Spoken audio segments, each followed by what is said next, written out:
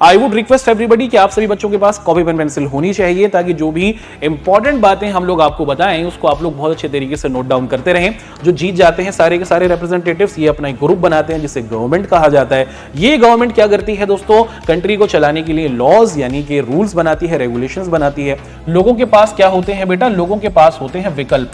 भाई चाइना के अंदर हमें चाइनीज की जो कम्युनिस्ट पार्टी है, चाइना की जो कम्युनिस्ट पार्टी है वही देखने को मिलती है। जब इलेक्शन हो गया उसके बाद इलेक्शन को जब वोटिंग हमारी हो गई तो वोट को काउंट करना और भैया कौन जीता है ना, इसको अनाउंस करना भी, ये भी जिम्मेदारी हमारे इलेक्शन कमीशन की है।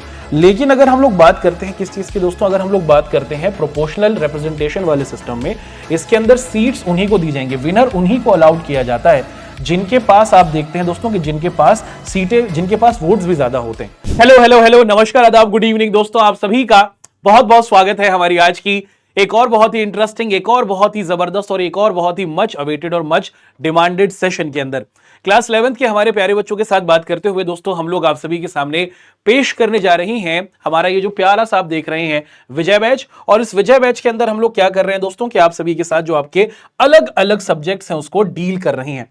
अच्छा, और हमारी ये जो क्लासेस हैं दोस्तों आप देखते हैं कि जो हमारा पीडब्ल्यू आर्ट्स वाला है इस पर होती हुई दिख रही है, और आपका हर एक सब्जेक्ट चाहे पॉलिटिकल साइंस हो, ज्योग्राफी हो, इकोनॉमिक्स हो, है ना, आपको इसके अंदर आपको हम लोग कंप्लीट करा रही हैं। बात अगर पॉलिटिकल साइंस की बात की जाए दोस्तों तो इससे पहले हमारा एक चैप्टर रहा था जिसके अंदर आप लोगों ने बहुत अच्छे तरीके से अपने रिस्पॉन्सेस को दिया था, और उसी बात को ध्यान में रखकर अब हम लोग आप सभी के सामने एक और बहुत ही प्यारा सा जो हमारा चैप्टर है उसको हम लोग आप सभी के सामने पेश कर रही हैं। हमारे चैप्टर का नाम क्या है? चैप्टर का नाम है इलेक्शन एंड रिप्रेजेंटेशन। बहुत ही सिंपल सा और बहुत ही आप देखते हैं दोस्तों कि इंफॉर्मेटिव ये हमारा चैप्टर होगा, और इसके अंदर हमें बहुत सारी प्यारी प्यारी बातें अपने प्यारे इंडिया के बारे में, इंडिया के इलेक्शन सिस्टम के बारे में, और दुनिया के अलग अलग कंट्रीज में किस तरीके से इलेक्शंस को या फिर चुनावों को किया जाता है उसको हम लोग समझने की कोशिश करेंगे। तो स्टार्ट करते हैं।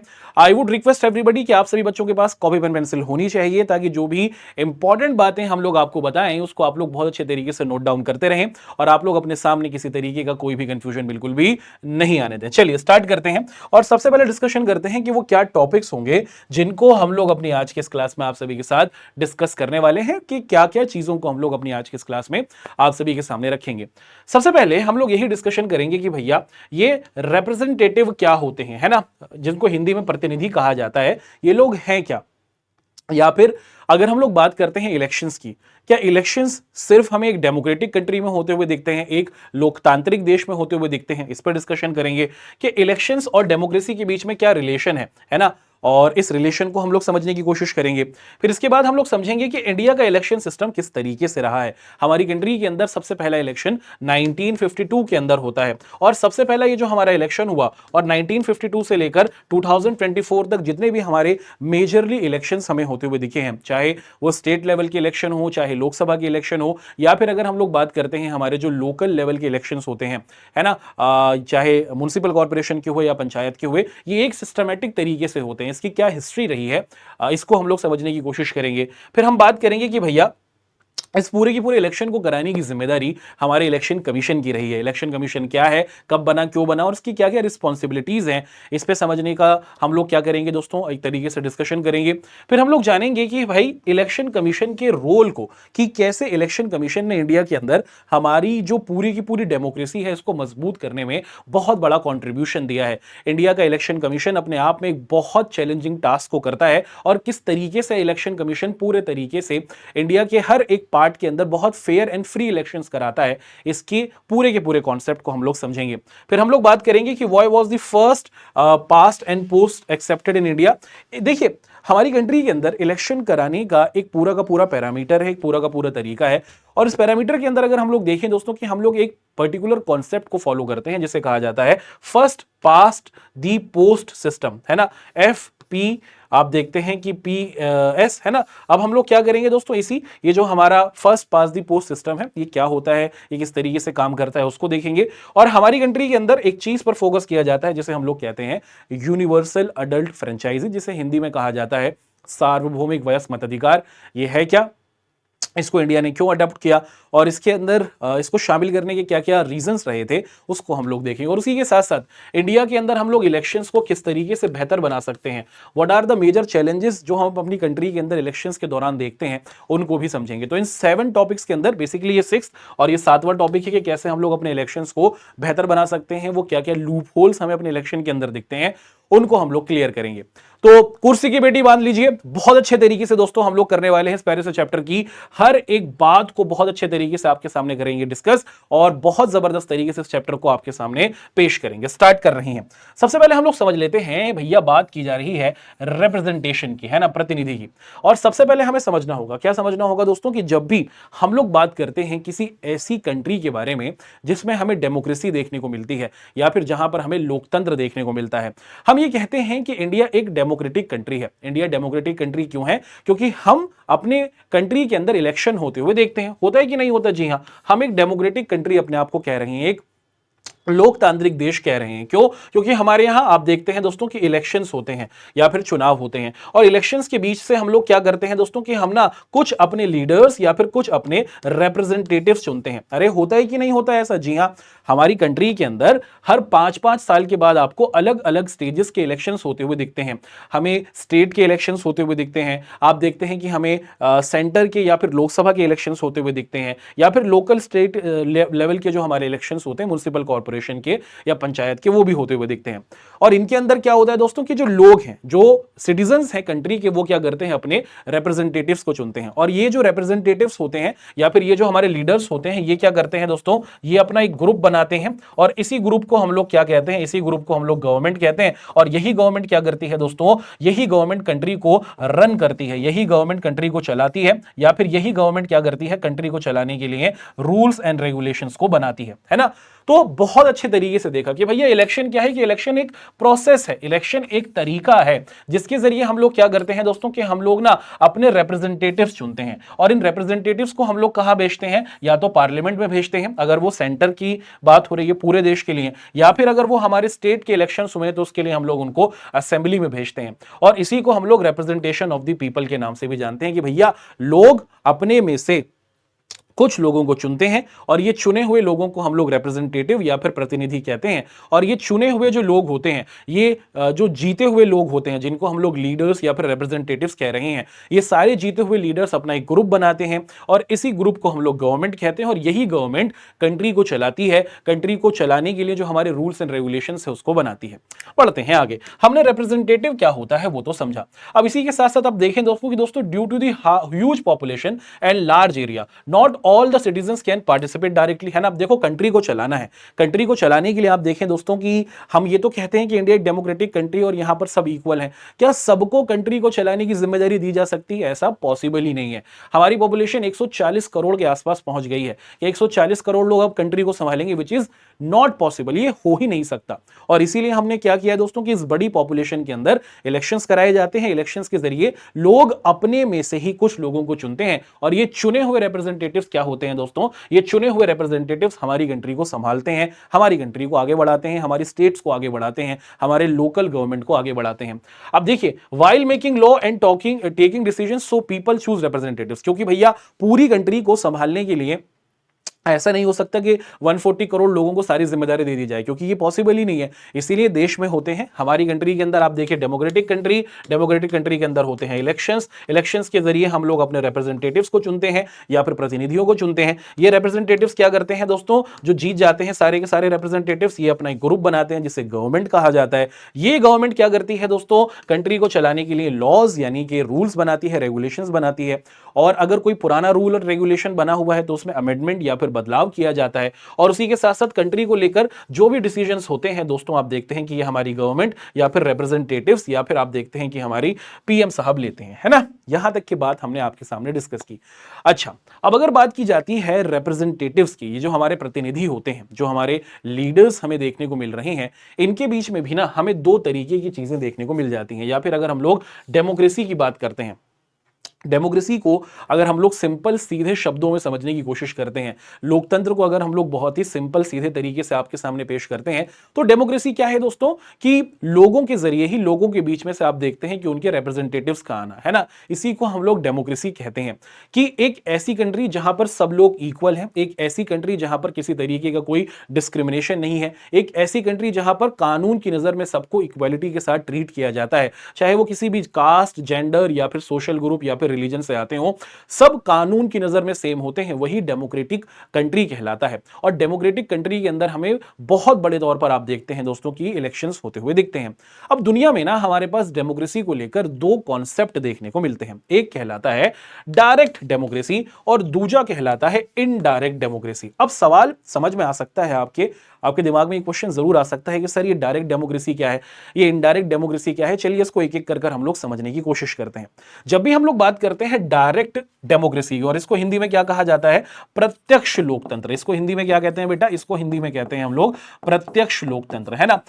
अब ये जो हमारा डायरेक्ट डेमोक्रेसी है, इसके अंदर क्या होता है कि जो सिटीजंस होते हैं, जो लोग होते हैं, वो क्या करते हैं दोस्तों, कंट्री को चलाने के जो भी डिसीजंस होते हैं वो लोगों के जरिए सीधे सीधे तौर पर होते हैं। जैसे अगर मान लीजिए कि कोई कंट्री है, उस कंट्री में किसी चीज को लेकर आप देखते हैं कि कोई कानून बनाना है, तो कानून बनाने के लिए सीधा लोगों को इकट्ठा किया जाएगा और पूछ लिया जाएगा, हाँ जी ये बताइए कि हम अब एक नया कानून बनाने वाले हैं, क्या आप सभी लोग सहमत हैं, क्या आप सभी लोग इस बात पर पूरे तौर पर अग्री हैं। तो जो लोग सहमत होंगे वो हाथ खड़े करेंगे और जो नहीं होंगे वो अपना हाथ नीचे रखेंगे। तो पुराने टाइम के अंदर अगर हम लोग बात करते हैं कहां की, जो हमारा एंशिएंट ग्रीक का हिस्सा था, जो पुराना हमारा यूनान का हिस्सा था, वहां पर कुछ इस तरीके से हमें डायरेक्ट डेमोक्रेसी देखने को मिलती थी। और उसी के साथ साथ आप देखते हैं दोस्तों कि जो हमारी ग्राम सभाएं होती हैं, जो हमारी छोटी छोटी पंचायतें होती हैं, वहां पर भी डायरेक्ट डेमोक्रेसी का ही हमें कॉन्सेप्ट देखने को मिलता है कि अगर गांव में किसी तरीके से कोई रूल एंड रेगुलेशन बनाना होता है तो वहां पर सरपंच होता है, सरपंच के साथ उसके 5 हमें क्या देखते हैं, रिप्रेजेंटेटिव्स दिखते हैं। वो बताते हैं कि भाई हम गांव की सड़क बनाने वाले हैं, इस सड़क को हम लोग इस कोने से दूसरे कोने तक बनाएंगे, क्या आप सभी लोग सहमत हैं। जो सहमत होते हैं वो हाथ खड़ा करते हैं, जो नहीं होते वो हाथ खड़ा नहीं करते, विच शोज कि it is the example of direct democracy, जहां पर लोग सीधे ही डिसीजंस लेते हैं, लोग सीधे ही फैसले लेते हैं कि भैया हमें काम किस तरीके से हमें काम करना है या नहीं करना, ये फैसला करना है या नहीं करना, ये कानून बनाना है कि नहीं बनाना। अगर हम बात करते हैं इनडायरेक्ट डेमोक्रेसी को, और इनडायरेक्ट डेमोक्रेसी को हम लोग क्या कहते हैं बेटा, इसको हम लोग अप्रत्यक्ष लोकतंत्र के नाम से जानते हैं हिंदी में।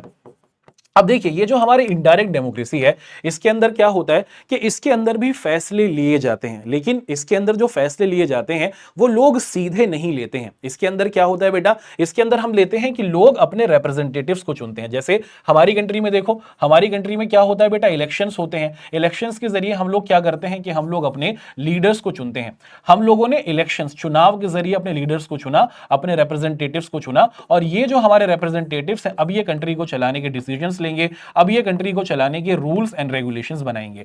तो हमारी कंट्री के अंदर अगर हम स्टेट लेवल की बात करें, अगर हम सेंटर लेवल की बात करें, हमारे यहां पर जो डेमोक्रेसी हमें दिखती है वो इनडायरेक्ट डेमोक्रेसी दिखती है या फिर अप्रत्यक्ष लोकतंत्र दिखता है। हमारी कंट्री में चुनाव हुए, चुनाव के जरिए हमने अपने नेता लोगों को चुना, अपने प्रतिनिधि, अपने रिप्रेजेंटेटिव्स को चुना। ये जो हमारे चुने हुए रिप्रेजेंटेटिव्स हैं, प्रतिनिधि हैं, ये देश को चलाने के फैसले लेंगे, ये देश को चलाने की अब सारी की सारी जिम्मेदारी को आगे बढ़ाएंगे। तो यहां पर हमने दुनिया के अंदर जो लोकतंत्र के दो स्वरूप हमें देखने को मिलते हैं उसको आप सभी के सामने डिस्कस किया। अब आगे बढ़ेंगे।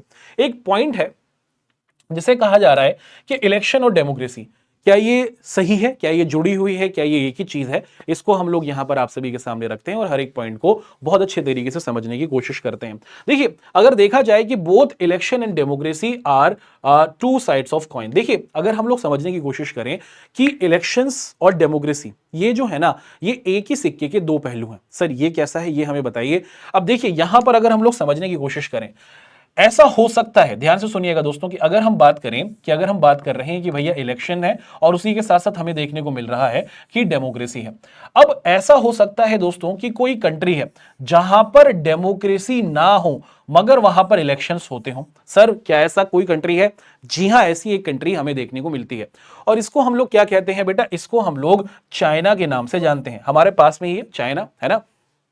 क्या चाइना एक डेमोक्रेटिक कंट्री है? अगर मैं आपसे पूछूं, आप लोग जरूर आंसर देंगे कि नहीं नहीं सर, चाइना एक डेमोक्रेटिक कंट्री नहीं है। चाइना डेमोक्रेटिक कंट्री क्यों नहीं है? अगर मैं आपसे पूछूं तो आप लोग कहेंगे, देखो डेमोक्रेसी की जब भी बात की जाती है तो वहां पर इलेक्शंस होते हैं, ये बात तो बिल्कुल सही है, और चाइना के अंदर इलेक्शंस हो रहे हैं, तो चाइना एक शर्त तो पूरा करता है कि चाइना के अंदर चुनाव हो रहे हैं, इलेक्शंस हो रहे हैं, लेकिन हम चाइना को डेमोक्रेटिक या फिर लोकतांत्रिक देश नहीं कहते। क्यों? क्योंकि डेमोक्रेसी के अंदर हमें क्या दिखता है बेटा, डेमोक्रेसी के अंदर ना हमें लोगों के पास क्या दिखते हैं, ऑप्शंस देखने को मिलते हैं। आप क्या देखते हैं, लोगों के पास ऑप्शंस होते हैं या फिर लोगों के पास होती हैं चॉइसेस। लोगों के पास क्या होते हैं बेटा, लोगों के पास होते हैं विकल्प।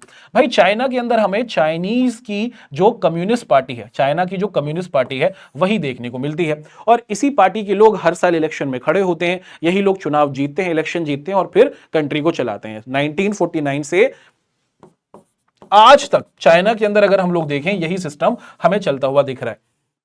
तो देखो ऐसा नहीं है, ऐसा जरूरी नहीं है कि जिस कंट्री के अंदर इलेक्शन हो वो एक डेमोक्रेटिक कंट्री हो। इलेक्शन चाइना में हो रहे हैं, लेकिन चाइना एक डेमोक्रेटिक कंट्री नहीं है, क्योंकि वहां पर लोगों को ऑप्शंस नहीं मिल रहे हैं, क्योंकि वहां पर लोगों को चॉइसेस नहीं मिल रही हैं, क्योंकि वहां पर लोगों को आप देखते हैं दोस्तों विकल्प नहीं मिल रहे हैं, है ना।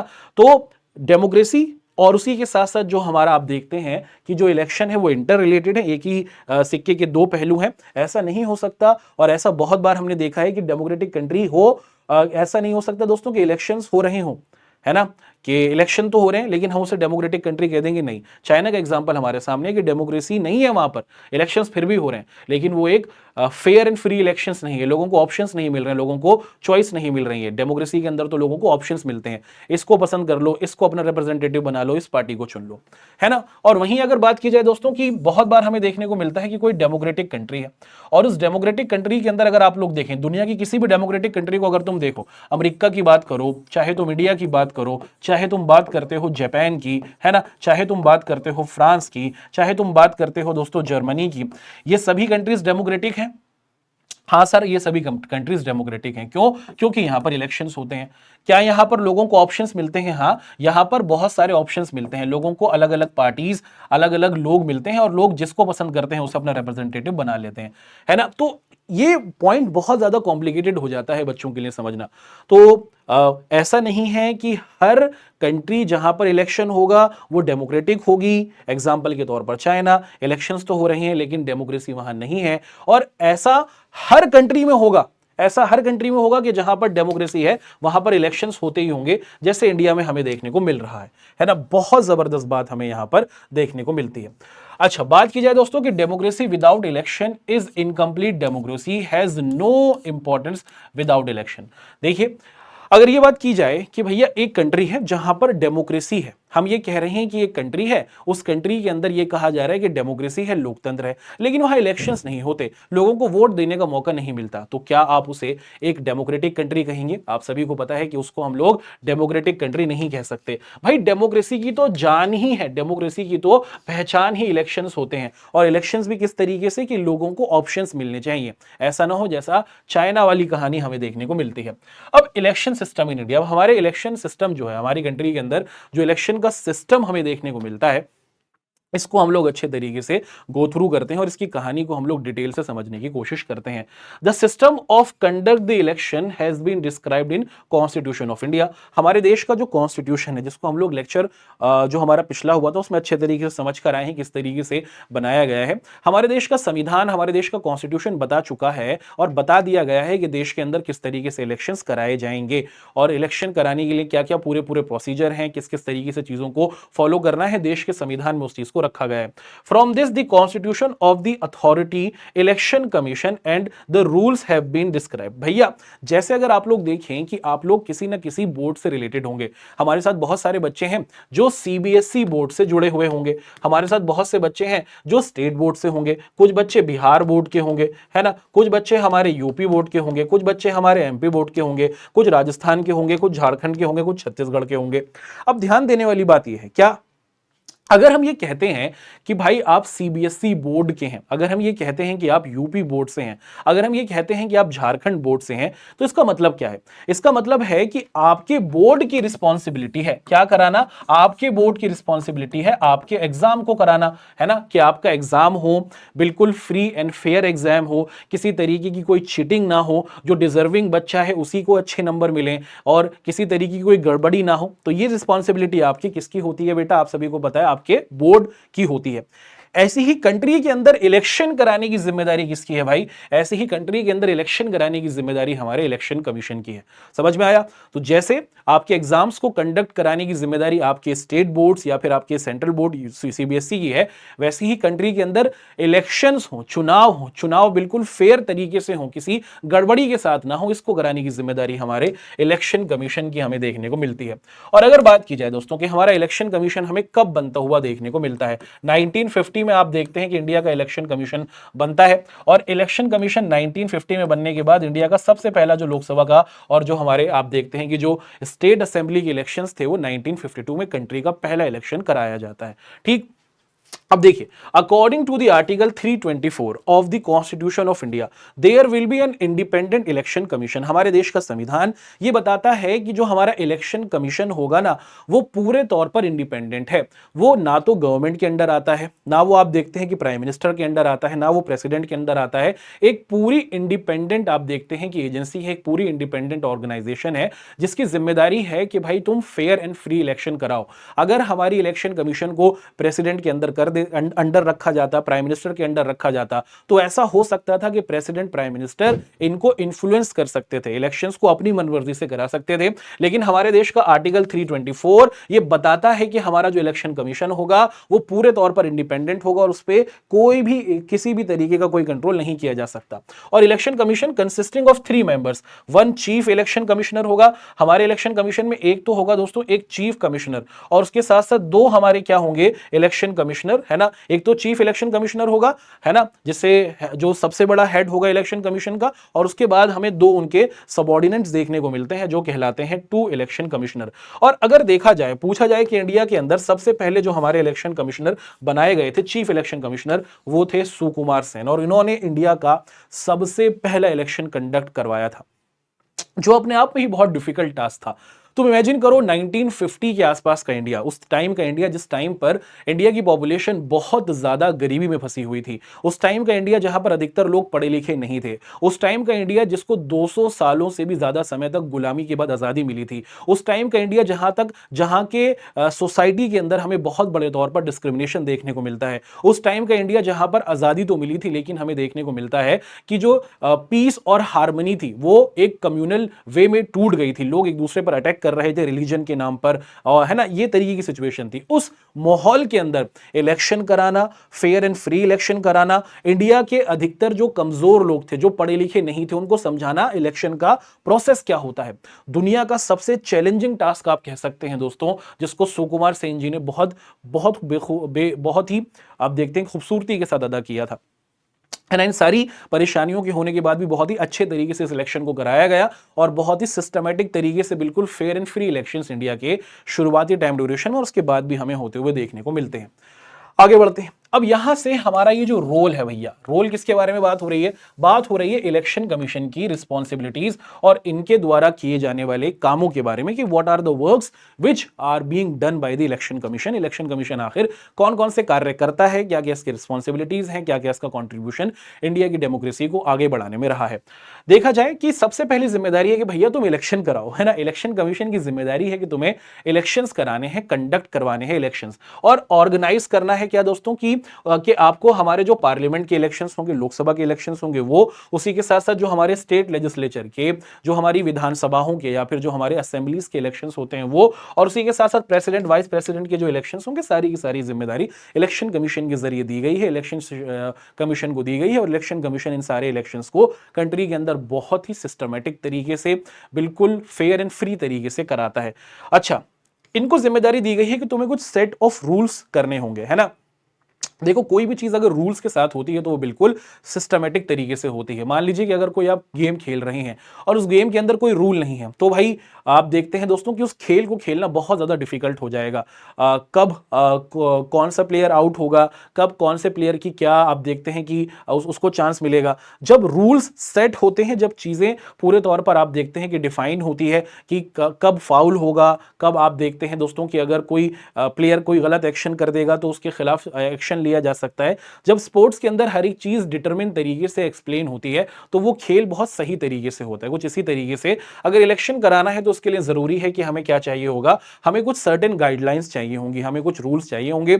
और हर एक बंदे को जो इलेक्शन में खड़ा होना चाहेगा, जो चुनाव में लड़ना चाहेगा, उनको उन सारे गाइडलाइंस को फॉलो करना होगा। और अगर तुम उन नियम को या फिर तुम उन गाइडलाइंस को नहीं मानोगे तो तुम्हारे कैंडिडेचर को हटा दिया जा सकता है। तो इलेक्शन को कंडक्ट कराना और इलेक्शन कराने के लिए रूल्स को स्टैब्लिश करना ताकि इलेक्शन बिल्कुल सही हो, ये हमारे इलेक्शन कमीशन की जिम्मेदारी है। उसके साथ वोटर की रजिस्ट्रेशन करना। और देखो ये अपने आप में एक बहुत चैलेंजिंग टास्क था, है ना। और इसके लिए मैं आप सभी को लेकर चलूंगा 1950 के इंडिया में। सबसे पहला जो हमारा इलेक्शन हुआ ना, उस टाइम पर आप देखें दोस्तों कि आज के टाइम पे जो हमारे इलेक्शन होते हैं उसमें हर एक बंदे को एक वोटर कार्ड मिलता है, जिसे हम लोग वोटर आईडी भी कहते हैं। अगर आप लोग 18 साल से बड़े किसी आदमी के, अपने मम्मी पापा के या फिर किसी बड़े भाई बहन के, आपने वोटर आई कार्ड को जरूर देखा होगा। अब 1950 का जो हमारा इंडिया था दोस्तों, उस टाइम तक तो इलेक्शन कभी हुए ही नहीं थे, है ना। और उस समय लोगों को आप देखते हैं दोस्तों कि जब वोटर आई कार्ड दिए जा रहे थे, लोगों को सबसे पहले तो फोटो खिंचाया जाता है वोटर आईडी पे और उसके बाद उनके नाम लिखा जाता है ना। सबसे पहले वोटर आई कार्ड होगा तो उस पे यहां पर आपका फोटो होगा, है ना, प्यारा सा आपका चेहरा उसके बाद आप देखते हैं दोस्तों कि आपका यहां पर नेम होगा और आपकी कोई कौन वाइफ है या फिर आपका कोई हस्बैंड है या फिर आपका कोई फादर है, वो यहां पर लिखा होगा। जो पहला हमारा इलेक्शन हुआ था विच वॉज क्वाइट पिक्यूलियर, बहुत यूनिक था। उस टाइम पर जो लोग थे वो एक तरीके की आप देखते हैं कि पेट्रियार्कल सोसाइटी में रहा करते थे। आज भी हमारा इंडिया एक पेट्रियार्कल सोसाइटी है, यानी कि यहां पर पितृसत्तात्मकता हमें देखने को मिलती है कि पुरुष यहां पर डोमिनेट करते हैं। जब पहली बार इलेक्शन कमीशन के लोग इलेक्शन कराने के लिए लोगों के पास पूछने के लिए, भाई आपका नाम क्या है, हमारा नाम है राजेश, नाम बताया। फिर पूछा आपकी बीवी का नाम क्या है, लिख दो राजेश की बीवी फिर किसी के यहाँ गए, आपसे पूछा आपका नाम क्या है, लिखो बबलू। और आपकी बहन का नाम क्या है, लिख दो बबलू की बहन। और इस तरीके की इंफॉर्मेशन आप देखते हैं कि इलेक्शन कमीशन के पास गई और फिर सुकुमार सेन जी ने समझा भाई ये क्या करा जा रहा है, और फिर दोबारा से आप देखते हैं कि इसको रिडिफाइन किया गया। वरना 1950 में जो हमारा इलेक्शन कमीशन बना था ना, ये तो 1951 में ही इलेक्शन करवा देता। वो तो कुछ गड़बड़ियां रही थी ये रजिस्ट्रेशन के अंदर, इसी वजह से इलेक्शन हमारा थोड़ा खींचा और 1952 में जाकर हमारा पहला इलेक्शन हमें कंप्लीट होता हुआ दिखा। तो ये तो थोड़ी सी हमारा पॉलिटिकल स्ट्रक्चर जो रहा उसकी कहानी रही। करंट सिनेरियो में इलेक्शन कमीशन की जिम्मेदारी है, ये रिस्पॉन्सिबिलिटी है कि वो क्या करेगी दोस्तों, कि वोटर रजिस्ट्रेशन कराएगी कि भाई कोई कौन आदमी है। कि देखिए कि अगर आप वोट करना चाहते हैं, ऐसा थोड़ी कि आप इंडिया के किसी भी हिस्से में जाकर वोट कर देंगे, नहीं। आप जिस एरिया में रह रही हैं वहां से आपका नाम इलेक्शन कमीशन में लिखा जाता है। कि मान लीजिए कि अगर मैं दिल्ली में रहता हूं तो मैं दिल्ली से क्या कर सकता हूं, वोट दे सकता हूं। तो आप जिस एरिया में रहते हैं वहां पर आपका रजिस्ट्रेशन होना चाहिए और जब इलेक्शन हो तो आप उसी स्पेसिफिक जगह पर जाकर अपने वोट को कास्ट कर सकते हैं, है ना। ये क्या है दोस्तों, ये जिम्मेदारी कराना कि हर रजिस्ट्रेशन हो हर वोटर का, उनको वोटर आई कार्ड दिए जाए, ये जिम्मेदारी हमारे इलेक्शन कमीशन की। उसी के साथ साथ मॉनिटर दी कैंपेनिंग। देखो ये बहुत ही चैलेंजिंग टास्क हमारे इलेक्शन कमीशन का होता है। हमारी कंट्री के अंदर जब इलेक्शंस अनाउंस हो जाते हैं तो हर एक कैंडिडेट जो खड़ा होता है इलेक्शन में वो चाहता है कि सबसे ज्यादा वोट उसे हासिल हो। Everybody tries that. और लोगों को अपनी तरफ आप देखते हैं कि आकर्षित करने के लिए बहुत सारे वादे किए जाते हैं। आप अगर मुझे चुनेंगे ना तो हाँ मैं आप ही से कह रहा हूं, मैं आपको वाईफाई लगवा के दूंगा, मैं आपके घर के अंदर क्या करूंगा, आप देखते हैं कि बहुत अच्छे अच्छे फीचर्स आपको दूंगा, है ना, और बहुत सारी चीजें आपके लिए बेहतर तरीके से कर दूंगा। लोग अलग अलग तरीके के इस तरीके के आप देखते हैं कि वादे करते हैं, है ना, लुभावने तरीके के वादे किए जाते हैं। और आप देखते हैं दोस्तों कि लोगों को अपनी तरफ एक तरीके से अट्रैक्ट करने के लिए कभी कभार जो पॉलिटिकल पार्टीज या फिर कैंडिडेट्स होते हैं ना, वो आप देखते हैं कि कुछ मिसकंडक्ट चीजें भी कर देते हैं कि लोगों को पैसा दिया जाता है कि पैसा ले लो हमें वोट दे दो, या फिर आप देखते हैं कि उनको इलीगल चीजें दे दी जाती हैं जो बिल्कुल भी सोसाइटी के अंदर एक्सेप्टेबल नहीं है, उनको लिकर दिया जाता है या फिर और भी एक्टिविटीज की जाती हैं। तो इलेक्शन कमीशन की ये रिस्पॉन्सिबिलिटी है कि तुम इलेक्शन तो कराओगे ही, उसी के साथ साथ तुम्हें मॉनिटर भी करना है कि भाई कोई ऐसी चीज ना हो जाए कि पॉलिटिकल कैंपेनिंग में कि जो लिमिट्स रखी गई है ना पैसा खर्च करने की उतना ही होनी चाहिए।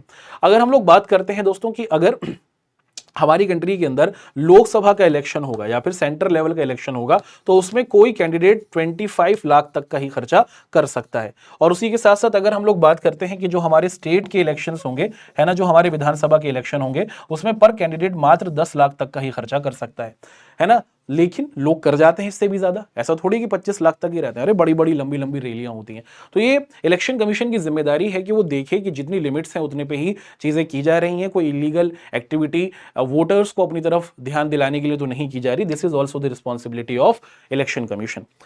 इसी के साथ साथ आप देखते हैं दोस्तों कि जब इलेक्शन हो गया उसके बाद इलेक्शन को जब वोटिंग हमारी हो गई तो वोट को काउंट करना और भैया कौन जीता है ना, इसको अनाउंस करना भी, ये भी जिम्मेदारी हमारे इलेक्शन कमीशन की है। तो इलेक्शन कराना, इलेक्शन बिल्कुल फेयर तरीके से हो, रूल्स एंड रेगुलेशंस फॉलो किए जाएं और जब इलेक्शन हो जाएं तो वोटिंग की काउंटिंग करना और रिजल्ट को अनाउंस करना, ये भी जिम्मेदारी हमारे इलेक्शन कमीशन की हमें देखने को मिलती है।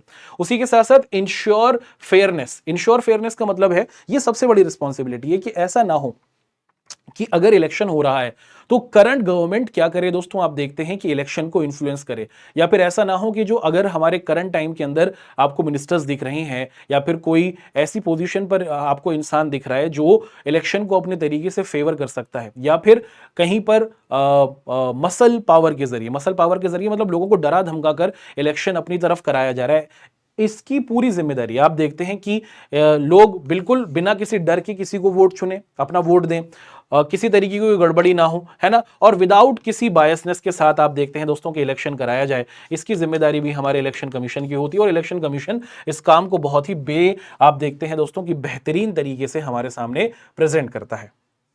अब यहां से हम लोग बढ़ेंगे और इस चैप्टर के कुछ और पॉइंट्स को आपके सामने रखेंगे। देखिए, अगर बात की जाती है इंडिया के कॉन्टेक्स्ट में या फिर दुनिया के किसी अलग अलग कंट्री के कॉन्टेक्स्ट में, तो हमें ना इलेक्शन के अंदर विनर कौन होगा, इलेक्शन के अंदर कौन जीतता हुआ बंदा हमें दिखेगा, इसको लेकर दो तरीके के प्रोसेस दिखते हैं। एक को कहा जाता है फर्स्ट पास्ट दी पोस्ट, जिसे हम लोग FPTP के नाम से जानते हैं, और दूसरा कहलाता है दोस्तों प्रोपोर्शनल रिप्रेजेंटेशन। अब ये दोनों क्या है, इनमें क्या डिफरेंस होता है, इनकी क्या कहानी है, उसको हम लोग एक एक कर आप सभी के सामने यहां पर समझने की कोशिश करते हैं ताकि कोई कंफ्यूजन आपके सामने बिल्कुल नहीं रहे। सबसे पहले देखिए कि इंडिया के अंदर अगर इलेक्शन होता है तो देखो, मान लो कि अगर हमारे यहां पर इंडिया में इलेक्शन हमें होता हुआ दिख रहा है ना, और इसमें हमें क्या दिखता है दोस्तों कि आप देखते हैं कि यहां पर हमें दिख रहा है कि 5 बंदे हैं या 4 बंदे हैं, ठीक है। इन भाई साहब को आप देखते हैं दोस्तों कि 30 वोट मिले मान लीजिए, ठीक है, और इसको मिल गए दोस्तों 20, इसको मिल गए दोस्तों 20, है ना, 30 40 50 60 70, और इसको मिल गए एक और बंदा जोड़ देंगे ताकि कैलकुलेशन सिंपल हो जाए, ठीक है। यहां पर आप देखते हैं 20 30 50 60 70 80 90 100, है ना, 100 अब हमें यहां पर होते हुए दिख गए, इसकी जरूरत ही नहीं पड़ी।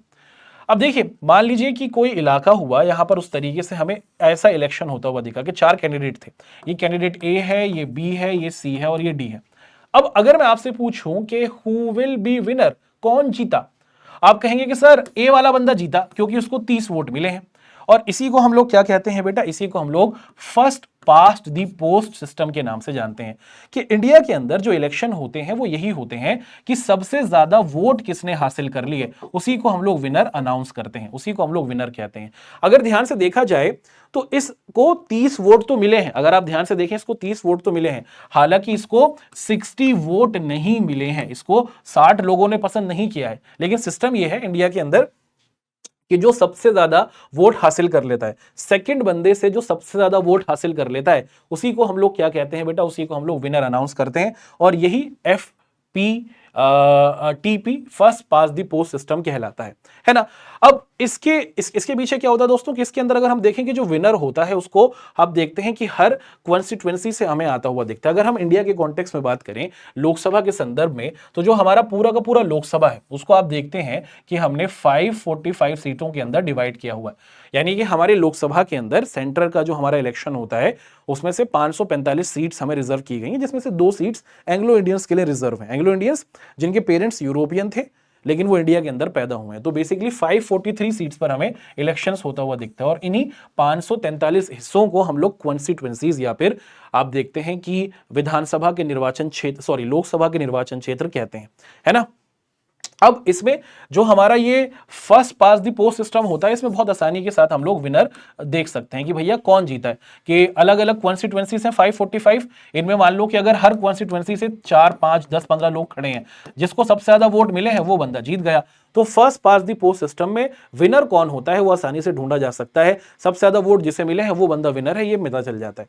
उसी के साथ नंबर ऑफ रिप्रेजेंटेटिव्स की अगर देखा जाए कि first past the post system में क्या होता है कि हर कॉन्स्टिट्यूएंसी से ना एक ही बंदा हमें जीतता हुआ दिखेगा। जैसे अगर आप देखें, मान लीजिए कि ये एक हमारा इलाका है और इसको हम लोग क्या कह रहे हैं बेटा, इसको हम लोग कानपुर कह रहे हैं, ठीक है। अब कानपुर के अंदर अगर आप लोग देखें कि मान लीजिए कि इलेक्शन हमें होता हुआ दिखता है और इस इलेक्शन के अंदर अगर आप लोग देखें दोस्तों कि बहुत सारे कैंडिडेट्स हमें दिख रहे हैं, इन भाई साहब को सबसे ज्यादा वोट मिले हैं, तो यहां से सिर्फ एक ही लीडर हमें आता हुआ दिखेगा, है ना। कि first past the post system में यह बताया गया है कि हर एक कॉन्स्टिट्यूएंसी से एक ही रिप्रेजेंटेटिव या फिर एक ही लीडर हमें आता हुआ देखने को मिलता है।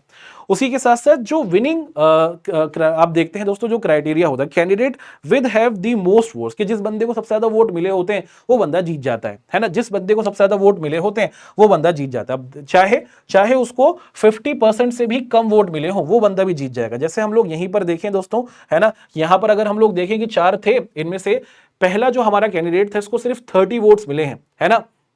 लेकिन आप देखें कि 50%, 50 से भी ये कम है, आधे से भी कम लोगों ने इसको रिजेक्ट किया। लेकिन फिर भी क्योंकि सेकंड वाले नंबर से इसको सब सेकंड वाले बंदे से इसको ज्यादा वोट मिले हैं, तो इसको हम लोग क्या कहेंगे, इसको हम लोग विनर कहेंगे। तो जो विनिंग क्राइटेरिया होता है, अगर आप लोग देखें कि कैंडिडेट जो है दोस्तों जिसको सबसे ज्यादा वोट मिले होते हैं, चाहे 50% से भी कम है, लेकिन अगर उसको दूसरे बंदे से एक भी ज्यादा वोट मिला है तो वो बंदा विनर माना जाता है।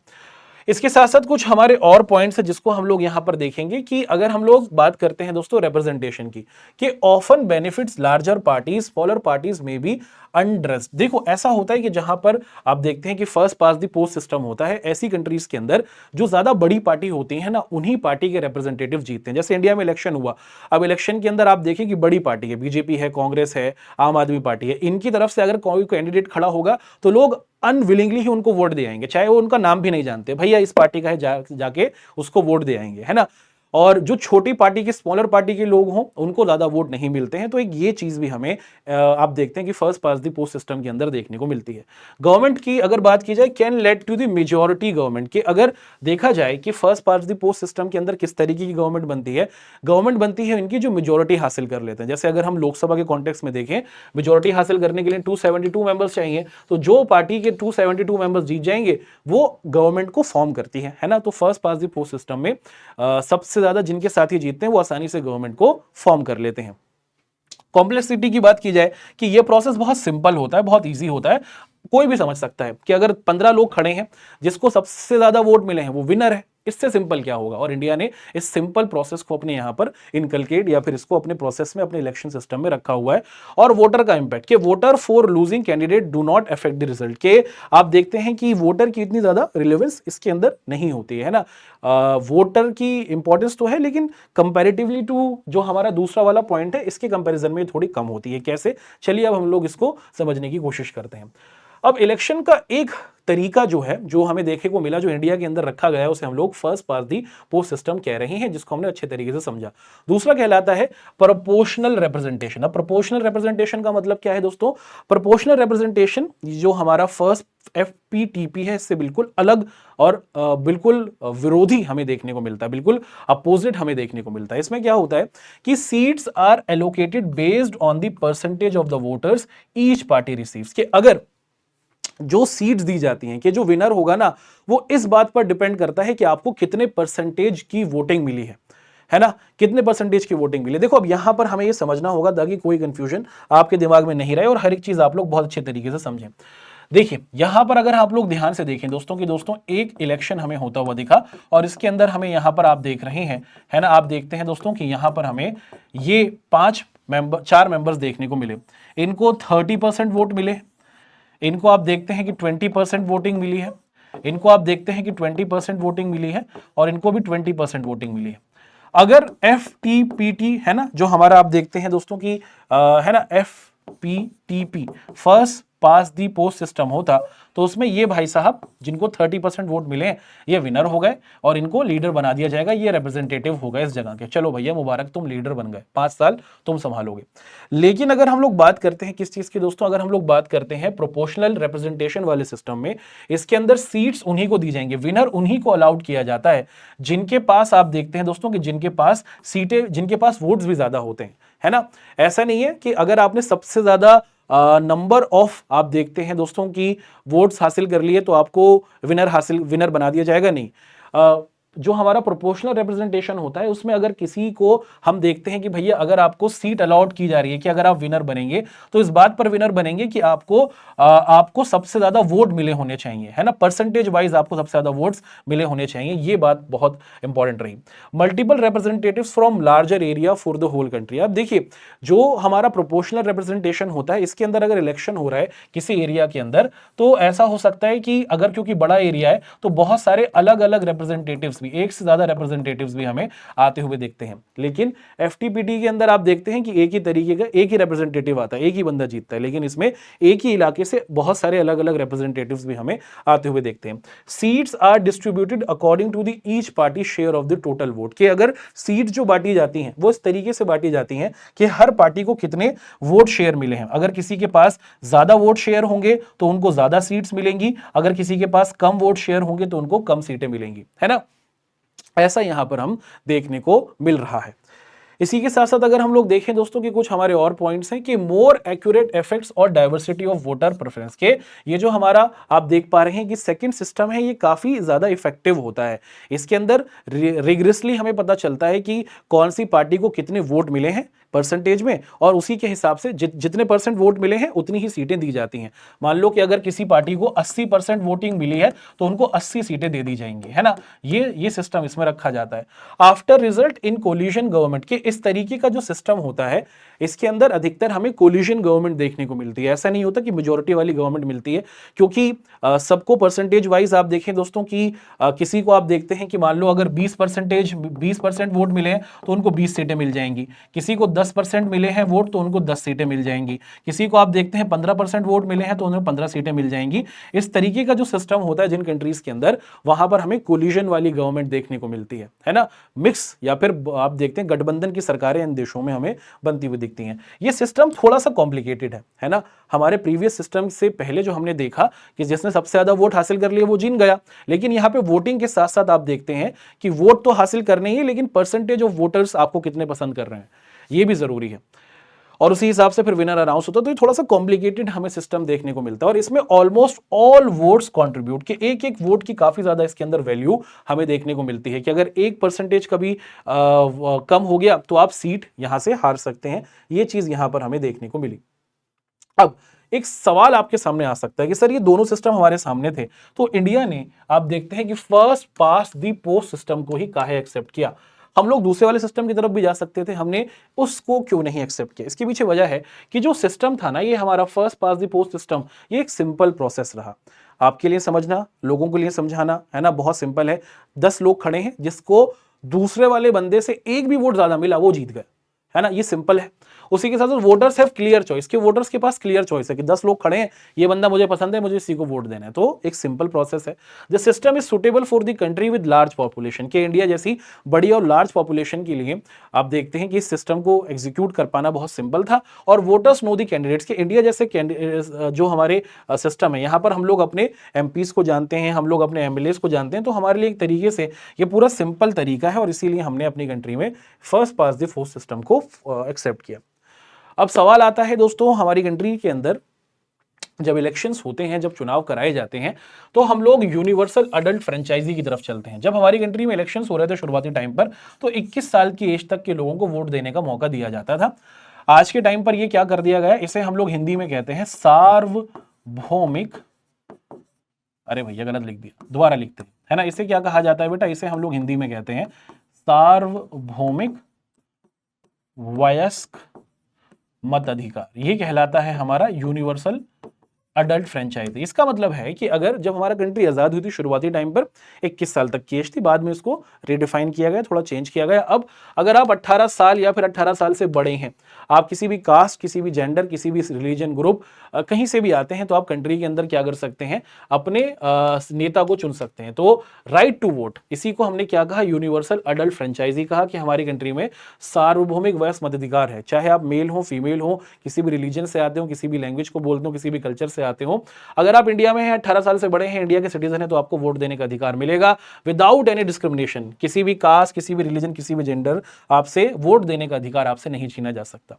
अब यहां पर एक पॉइंट है, क्या पॉइंट है, कि जो हमारा इंडिया का इलेक्शन सिस्टम है, या फिर जो हमारा पूरा का पूरा चुनावी जो तंत्र है ना, इसके अंदर हमें कुछ गड़बड़ियां देखने को मिलती हैं। और हमारा ये जो इलेक्शन का पूरा सिस्टम है, इसमें कुछ गड़बड़ियां हैं, इसमें कुछ कमियां हैं।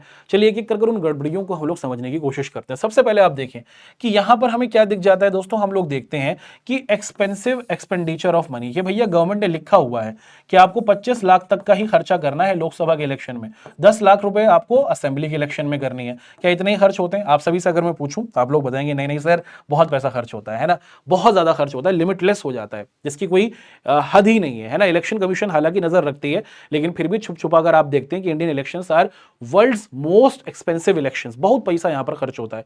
तो जरूरत है कि हम अपने इलेक्शंस को सिंपल बनाएं, और ऐसा बनाएं कि हर एक ये इकोनॉमिकली फिजिबल हो। कि अगर कोई इंसान खड़ा होना चाहता है, मान लीजिए कि कोई, जैसे मैं हूं, मैं चाहता हूं कि मैं अगर एक कैंडिडेट के तौर पर आना चाहूं, लेकिन अगर इतना पैसा खर्च करना पड़ेगा तो डिजर्विंग लोग आने से डरेंगे, है ना। तो जरूरत है कि हम लोग एक्सपेंडिचर जो अपने बहुत ज्यादा खर्च कर रहे हैं पैसा इलेक्शंस पर, उसे कम करें, ताकि डिजर्विंग लोग आ सकें। उसी के साथ साथ बहुत सारे लोग क्या करते हैं दोस्तों, कि बहुत सारे पॉपुलर प्रोमिसेस कर लेते हैं जो बिल्कुल बेसलेस हैं, कि अगर तुम हमें चुन लोगे तो हम ये कर देंगे, है ना। बहुत तरीके के फॉल्स प्रोमिसेस किए जाते हैं। तो फॉल्स प्रोमिसेस पे नजर रखी जाए, और जो प्रोमिसेस किए जाएं इलेक्शंस जीतने के लिए उनको पूरा फुलफिल किया जाए। ऐसा ना हो कि सिर्फ अपने फायदे के लिए पॉलिटिकल पार्टीज या पॉलिटिकल लीडर्स किसी भी तरीके की कोई भी स्टेटमेंट दे दें। इलेक्शंस वादों को पूरा करने वाले होने चाहिए, सिर्फ पावर को हासिल करने वाले नहीं होने चाहिए। उसी के साथ साथ दोस्तों इंक्रीज आप देखते हैं कि इन्वॉल्वमेंट ऑफ क्रिमिनल्स, ऐसा देखा जाता है कि बहुत बार, जैसे इंडिया के कॉन्टेक्स्ट में हम लोग देखें, और स्पेसिफिकली जो हमारा नॉर्थ इंडिया वाला हिस्सा है, यूपी बिहार के आसपास के रीजन में, एमपी के रीजन में, हम देखते हैं कि यहां से बहुत सारे बाहुबली हमें आते हुए दिखते हैं। बाहुबली मतलब कि कोई ऐसा इंसान जो क्रिमिनल है, और ये क्रिमिनल इंसान क्या कर लेता है दोस्तों, आप देखते हैं कि पैसे की वजह से पॉलिटिकल पार्टी से टिकट ले लेता है, खड़ा होता है, इलेक्शन जीत जाता है। अब एक क्रिमिनल बंदा जो इलेक्शन जीत गया है, क्या वो अपने लिए फायदेमंद की चीजें, अपने लिए फायदे की चीजें करेगा, या लोगों के लिए? वो अपने फायदे की चीजें करता है ना। और जब अगर क्रिमिनल ही जीत जाएगा तो वो लोगों की भलाई नहीं करेगा। तो जरूरत है कि कुछ स्ट्रिक्ट रूल्स बनाए जाएं, जिसके तहत हम लोग क्या करें, जिसके जरिए हम लोग जो क्रिमिनल लोग हैं उनको पूरा बाइकआउट करें इलेक्शन से, उनको बिल्कुल भी रिप्रेजेंटेशन ना मिले, है ना। जो सही लोग हैं, जो सच में कंट्री की भलाई कर सकते हैं, उन्हीं को मौका मिले। उसी के साथ साथ आप देखते हैं दोस्तों कि परचेस ऑफ वोट हमें होता हुआ दिखता है, कि लोगों को पैसा दिया जाता है, लीजिए ये इतना पैसा रख लीजिए, हमको वोट दे दीजिएगा, ये आपके लिए कुछ लाए हैं, ये रख लीजिए, है ना। आप समझ रहे हैं, लिकर दिया जाता है। और लोगों से पैसे के जरिए अलग अलग इलाकों में अलग अलग तरीके के रिचुअल्स होते हैं, अलग अलग इलाकों में अलग अलग तरीके की ट्रिक्स और टिप्स होती हैं, जिसके जरिए वोटर्स को हासिल किया। तो इलेक्शन कमीशन को और स्ट्रिक्टनेस और थोरोली तरीके से इन चीज़ों पर नज़र रखनी चाहिए, ताकि इलेक्शन पूरा फेयर हो सके। ये हमारी सोसाइटी के अंदर, हमारे सिस्टम के अंदर एक गलती है, जिसको सही करने की ज़रूरत है। उसी के साथ साथ आप देखते हैं कि बहुत सारी जगह पर हमें क्या दिखता है दोस्तों, कि हमें स्प्रेड होता हुआ दिखता है। आप देखते हैं कि कम्युनलिज्म, यानी कि ये कहा जाता है कि जब लोग एक ग्रुप को उनके ये मांगने लगे, कि लोग वोट मांगने लगे, किस किस किस कॉन्टेक्स्ट में लोग ये वोट मांगने लगे, कि भैया आप हमारे रिलीजन के हो, आप हमें वोट दो। जब वोट कास्ट के बेसिस पे माना जाने लगे, जब वोट आप देखते हैं कि रिलीजन के बेसिस पे, जब वोट लैंग्वेज के बेसिस पे माना जाने लगे, कि हम एक लैंग्वेज के, हमें वोट दो, हम एक रिलीजन के, हमें वोट दो, तो ये इलेक्शन को कमजोर करता है। ये इलेक्शन का एक फेयर प्रोसेस नहीं है। इलेक्शन तो आप देखते हैं कि आपकी विजन पर होना चाहिए, कि कैसे आप कंट्री को या फिर इलाके को बेहतर कर सकते हैं। तो इन सभी चीज़ों को ध्यान में रखकर अगर हम इन चीज़ों को बेहतर करेंगे, तो जो हमारा इलेक्शन सिस्टम है वो बहुत अच्छा हो सकता है। और कुछ इस तरीके से हमने आप सभी के साथ हमारी ये जो आज का चैप्टर था उसको बहुत अच्छे तरीके से कंप्लीट किया। आशा करते हैं कि आपको हमारी ये क्लास पसंद आई होगी। आप लोगों से मुलाकात करेंगे अपनी नेक्स्ट क्लास के अंदर, और उसके अंदर डिटेल तरीके से एक नए चैप्टर को आपके सामने पेश करेंगे। आपको बताना है अगली जो हमारी क्लास होगी उसके अंदर आप लोग कौन सा चैप्टर करवाना चाहते हैं, कमेंट्स के अंदर है ना, आपको बताना है क्लास 11th के जो बच्चे हैं पॉलिटिकल साइंस के अंदर कौन सा नेक्स्ट चैप्टर आप लोग कराना चाहेंगे। जिस चैप्टर की सबसे ज्यादा होगी डिमांड उसी चैप्टर को हम लोग आपके सामने करेंगे पेश। आपका हमारे साथ जुड़ने के लिए दोस्तों बहुत बहुत शुक्रिया, और अगली क्लास में मिलते हैं उस चैप्टर के साथ जिसको आप लोग हमारे सामने करवाना चाहेंगे। धन्यवाद, जय हिंद।